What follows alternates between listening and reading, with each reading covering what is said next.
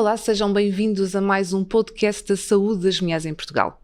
A professora Helena Canhão, a convidada deste episódio, é presidente da Assembleia Geral da Sociedade Portuguesa de Reumatologia e diz frequentemente que a prevenção é a palavra-chave.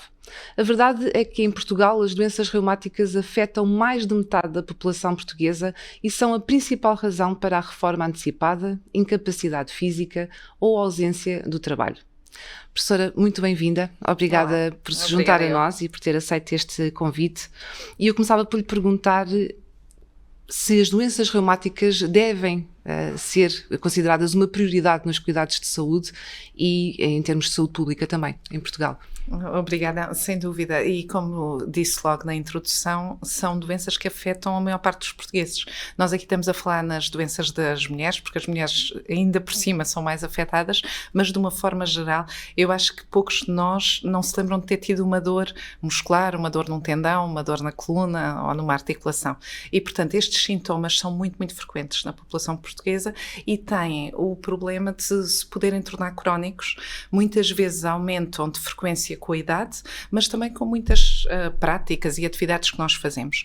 E quando se tornam crónicos, e podem tornar-se crónicos por uma afecção da articulação, do tendão, que se mantém ao longo do tempo, vão causando incapacidade. E depois, com o passar do tempo, isto leva a maior dependência física, muitas vezes, perda de autonomia, como nós vemos em pessoas mais idosas, e esta perda de autonomia, esta dependência dos outros, também leva a pior saúde mental. E, portanto, aqui a saúde física, musculoesquelética, a saúde mental estão muito ligadas. E também porque o ter dor e permanentemente ter dor faz com que a pessoa tenha pouca paciência e, às vezes, pouca disponibilidade para os outros, para o trabalho e, portanto, alterações de sono. Há aqui uma série de fatores, não é? Que eu acho que quase todos nós, se pararmos para pensar um bocadinho, pensamos assim, todos nós... Já me aconteceu. Sim, todos, diariamente, possivelmente nos afeta porque, pelo trabalho, pelo stress, portanto, pelo dia-a-dia, não é? E que se calhar não damos a devida atenção. Mas aqui, relativamente, e até porque lá está, porque estamos a falar da saúde da mulher, com que frequência, que impacto é que estas doenças podem ter e que frequência é que têm nas mulheres mais novas, nas mulheres mais velhas? As doenças reumáticas são muitas, não é? Não é apenas, às vezes diz-se reumatismo, como se pusesse no mesmo tudo dentro do mesmo saco, não é? Mas na verdade nós sabemos que há muitas doenças reumáticas e há algumas, todas as pessoas já ouviram falar, por exemplo, a osteoporose, as artroses, as tendinites, são tudo doenças que já todos ouvimos falar. E depois há outras mais inflamatórias como o lúpus, a artrite reumatoide, que também são geralmente do conhecimento, porque apesar de serem menos frequentes, são mais graves na maior parte dos casos. E esta distribuição das doenças tem muito a ver com a idade e com o sexo. Portanto, doenças mais inflamatórias, autoimunes, como a artrite reumatoide, o lúpus, atingem sobretudo mulheres mais jovens em idade fértil e podem causar um impacto grande na vida do dia-a-dia. Com o avançar da idade, doenças como a osteoporose e a artrose, ou osteoartrose, a artrose da anca, do joelho, da coluna, aumentam de prevalência. Quer umas, quer outras são mais frequentes nas mulheres. Nós sabemos que o facto de termos hormonas específicas nossas, os estrogénios, têm uma relação muito íntima com o sistema musculoesquelético. Também o limiar da dor não varia de pessoa para pessoa, mas também é um bocadinho diferente no homem e na mulher, e de uma forma, e depois a capacidade também do sistema musculoesquelético, a massa óssea, etc., como são maiores no homem, faz com que a mulher mais cedo e mais rapidamente atinja limiares, por exemplo, na osteoporose, que causam fraturas mais cedo do que nos homens. E, portanto, de uma forma geral, estas doenças são mais frequentes na mulher. As que não são mais frequentes na mulher são as espondilites, que são inflamação na coluna, a artrite psoriática relacionada com a psoríase, ou doenças mais relacionadas com os traumatismos, que são um bocadinho mais frequentes nos homens. Mas tudo o resto, em termos de sistema musculoesquelético, pela constituição da mulher, pelas hormonas que tem, pelo evento menopausa, que também tem aqui uma implicação no sistema musculoesquelético, faz com que as mulheres sejam muito mais atingidas do que os homens e para as mulheres é sem dúvida um problema de saúde pública as doenças musculoesqueléticas e as doenças reumáticas. Muito bem. Falou da osteoporose, que acaba por ser uma das doenças daqui do foro reumatológico mais conhecido, ou que se ouve mais falar, principalmente nós mulheres, é algo também que até nos assusta aqui numa determinada idade, e também se sabe que as mulheres com cancro da mama têm tendência a ter um risco mais elevado de desenvolver osteoporose. O que é que se deve fazer para estas mulheres especificamente?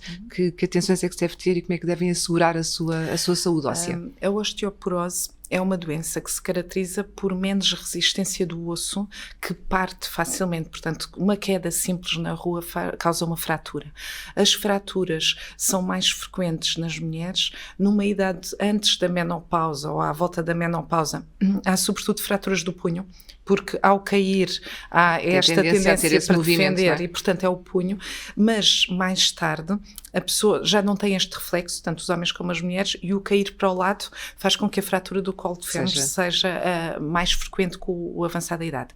E aqui a fratura do colo de fémur é uma causa importante, quer de morte, quer de ficar acamado para sempre. Muitas pessoas até estão bem, fazem uma fratura do colo de fémur e depois já não voltam a levantar-se da cama. E portanto a osteoporose e as fraturas são um pouco assustadoras.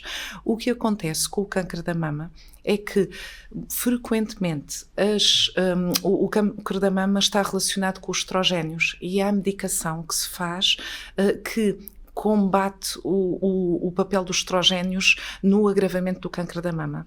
E ao inibirmos os estrogénios, estamos ainda a piorar mais a massa óssea. E, portanto, nas mulheres com câncer da mama, a osteoporose é um problema, também pelas medicações que se usam para tratar o câncer da mama, que obviamente têm de ser feitas, não é? Muitas vezes também há associado ter que retirar os ovários, e isso também causa menopausa mais precoce. Dependendo da idade da senhora, quando é submetida a essa cirurgia. Tudo isto agrava a osteoporose. Como disse há pouco, a prevenção é fundamental. Prevenção de todos nós, não é? Homens, mulheres, mas pensando no exercício físico, numa boa alimentação e, sobretudo, numa mulher com câncer da mama, que muitas vezes há depois a depressão, há a dor, há tudo o relacionado com ter-se uma doença maligna e o conseguir lidar-se com isso. É preciso ainda mais atenção não é? Para se ir para a rua, para se apanhar sol, cuidado com a vitamina D, o exercício físico, manter os ossos com boa saúde, porque depois, e ainda bem, cada vez mais o cancro é tratável, mas depois há as outras complicações e, portanto, é importante pensar nas fraturas e prevenir a osteoporose nestas mulheres. E nessa prevenção que estamos aqui a falar, a relação entre a composição corporal e a densidade óssea é então também importante, não é? Sim. O que é que se deve ter em atenção? A nossa massa óssea depende muito dos movimentos de carga e do osso ficar com uma boa constituição, uma boa densidade mineral óssea. Porque às vezes as pessoas, digo para quem estiver a ver e a ouvir, porque às vezes pensam que é porque é mais forte ou porque, que se calhar que tem tendência a ter. Não será bem esta relação? Não é bem a relação. Por um lado, e é verdade, a anorexia, e portanto a perda de peso extrema, e sobretudo numa idade, nas adolescentes, numa altura que o próprio osso ainda está em desenvolvimento em termos de massa óssea, a anorexia, não há dúvida nenhuma, é um risco de fratura, tem risco de fratura e é um risco de osteoporose. Isso não há dúvida. Depois, alguns estudos foram mostrando que as mulheres um pouco mais obesas tinham menos fraturas, mas aí por estarem também um bocadinho mais almofadadas digamos assim, né? Porque em termos de massa óssea, a obesidade também é um estado que causa inflamação, e toda a inflamação que temos no corpo, vinda de onde vier, acaba por causar mais aterosclerose e mais osteoporose. E, portanto, a gordura em si não protege para a osteoporose. O que interessa é ter uma nutrição e ter massa muscular que permita que depois isto também alavanque numa maior densidade óssea e num osso mais saudável. E, E, portanto, a anorexia, sem dúvida, que causa osteoporose e mais fraturas. A obesidade, se estiver associada a um estado inflamatório, não protege da osteoporose. E o que interessa é ter um osso saudável, que não é um osso associado à obesidade, mas um osso associado a mais massa muscular e fibras musculares e, portanto, também melhor massa óssea. Muito bem. Estamos a falar de uma das doenças, mas desta e de uma forma em geral, que medidas preventivas é que se devem tomar para evitar esta doença e várias outras? Já falámos aqui que são inúmeras, portanto é difícil termos, né, numa conversa tão curta de falarmos de todas em si, mas aqui de uma forma geral e como especialista, que atenção é que devemos ter a nível de prevenção, até mesmo de rastreio, como é que pode ser feito? Aqui, apesar das doenças serem várias, a prevenção em termos de bons estilos de vida acaba por ser transversal para a artrose, para a osteoporose e de uma forma geral para as doenças cardiovasculares, até para o cancro, etc. E, portanto, não há dúvida que a nutrição equilibrada é muito importante e ter uma nutrição variada, com proteínas, com derivados do leite, com verduras, tudo isso é muito importante e é importante logo desde criança, porque o que acontece, e agora particularizando para a osteoporose, é que nós ao longo da adolescência até à idade adulta vamos constituindo e desenvolvendo o sistema musculoesquelético e os ossos.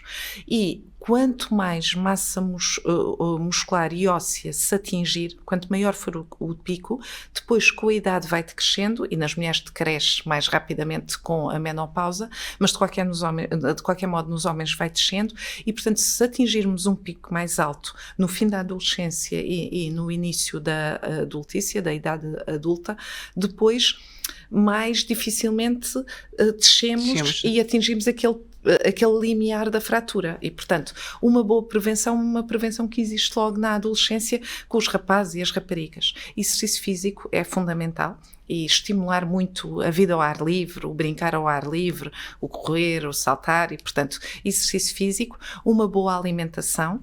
Depois, claro que as crianças que são doentes, que, por exemplo, crianças asmáticas que têm a fazer corticoides, isso acaba por contribuir para uma pior massa óssea.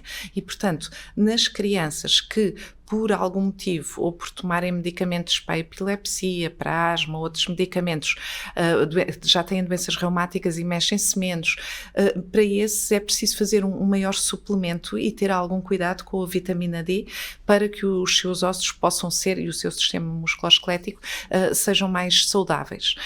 Depois, ao longo da vida, é muito importante o exercício físico e a nutrição para lentificar aquelas perdas que se tem quando a pessoa é mais sedentária e, portanto, manter exercício físico, manter uma vida ativa. Há hábitos de vida que são deletérios para a nossa saúde, que é o álcool em excesso, o tabaco e, portanto, também é aqui transversal tentar evitar o mais possível, manter atividade, manter também do ponto de vista cognitivo uma boa saúde mental, porque isso também nos ajuda a tolerar a dor, ajuda-nos a tolerar até o exercício, porque ficamos com menos propensão para ir para a rua e para apanhar sol e para nos mexermos e, portanto, estes hábitos são fundamentais.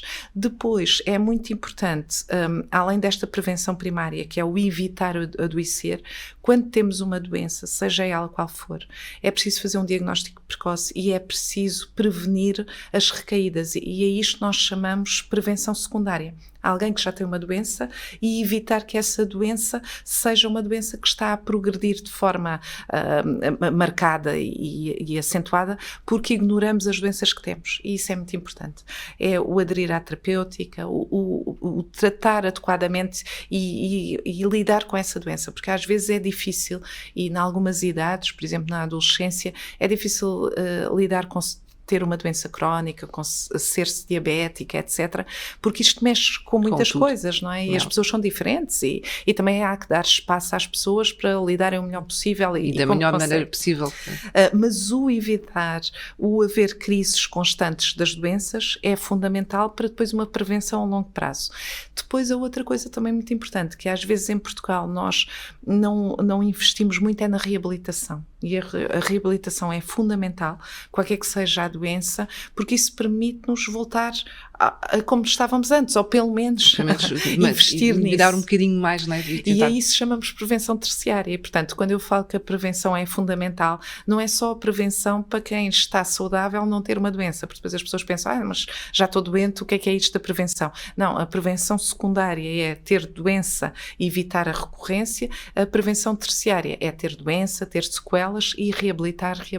Tudo isto é fundamental para a saúde, para promovermos a saúde em geral. Professora Helena, muito obrigada pelas suas palavras e pelos seus conselhos e a chamada de atenção aqui para este tema das doenças reumáticas, em especial nas mulheres. Percebemos perfeitamente que há que trabalhar esta prevenção desde que se nasce quase até e durante toda a nossa vida. Eu despeço-me de si, agradecendo a sua presença, e despeço-me também de quem esteve a ver-nos e a ouvir-nos, e desejo que nos acompanhem num próximo episódio. Até breve.